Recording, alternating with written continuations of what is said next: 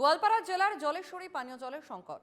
জল জীবন মিশন কার্যত প্রহসনে পরিণত এবং জল জীবন মিশন প্রকল্পে কোটি টাকা খরচ করা হলেও বাস্তবে জলের সমস্যা মেটেনি।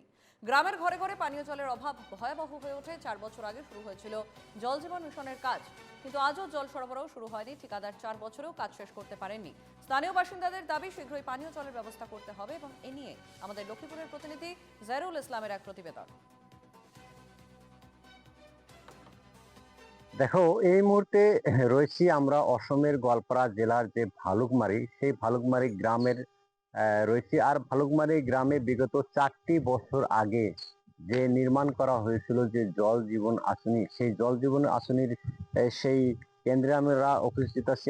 আমাদের সহযোগী এনকেটিভি বাংলার দর্শকদেরকে দেখানোর জন্য চেষ্টা করব যে কোটি কোটি টাকা ব্যয় খরচ করে আসলে সাধারণ যারা গ্রামের লোক তাদেরকে বিশুদ্ধ যে জল, সেই বিশুদ্ধ জল যোগান ধরার জন্য যে সরকারে কোটি কোটি টাকা খরচ করে নির্মাণ করেছিল এই ধরনের জল জীবন আসনি।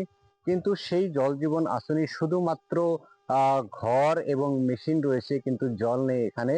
এই জল, বিশুদ্ধ জলের জন্য আজও এই গ্রাম অঞ্চলের যারা সাধারণ লোক তারা আসলে হাহাকার করতে হচ্ছে। কেননা যে এই বিশেষ যে গ্রামগুলো আছে, সেই বিশেষ কতগুলা গ্রামের জলের মধ্যে রয়েছে আয়রন, যার জন্য এই এই অঞ্চলের যারা লোক জলের জন্য হাহাকার করতে হচ্ছে। এই মুহূর্তে সাধারণ লোক, যারা গ্রামের লোক, তারা আমাদের সঙ্গে উপস্থিত রয়েছেন এবং আমরা তাদের সঙ্গে সরাসরি কথা বলার জন্য চেষ্টা করব। দাদা, দেখতে পাচ্ছি যে বিগত 4টি বছর আগে নির্মাণ হয়েছে এই জল জীবন আসেনি, এখন পর্যন্ত এক ফোঁটা জলও আপনাদেরকে গ্রামবাসীদেরকে পৌঁছাতে পারেনি, কি বলবেন?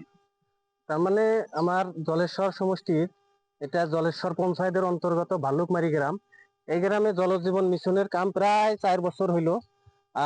এখন পর্যন্ত বিভাগীয় কর্তৃপক্ষ যে আছে, ঠিকাদার মানে আছে, তাদের গাফিলতির জন্য আজকে আমি ভাল্লুকমারি গাঁওয়ের মানুষে এই বিশুদ্ধ খোয়া পানির জন্য হাহাকার করতেছি। তো এটাই এখন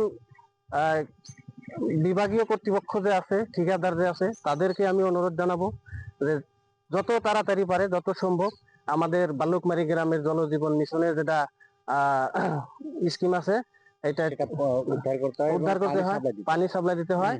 আর বর্তমান যেটা পরিস্থিতি, মানে আমার গ্রামের মানে অধিকাংশই পাইপ, মানে যেটা নল আছে, নল বিকল হয়ে আছে। সম্পূর্ণরূপে কবার গেলে খেলে মানে 50%, 30% কাম আমার এই গ্রামের এটাই হনাই। বাকি অন্যান্য জায়গায় পুরা কামই হয়েছে, পুরা পানি পায়, কিন্তু আমার ভাল্লুকমারি গ্রামে আমরা বিশুদ্ধ খোয়া পানি এখনো পাই নাই। খালি এটা মানে আমরা বাড়িতে যেরকম ভাবে টাপ সাজায় রাখি ফুলের, ভাল্লুকমারি গ্রামে শীত তদ্রুপ একটা টাপ সাজায় রাখছে, কিন্তু আমার আসনের থেকে কোনো লাভালাভ হইতেছে না।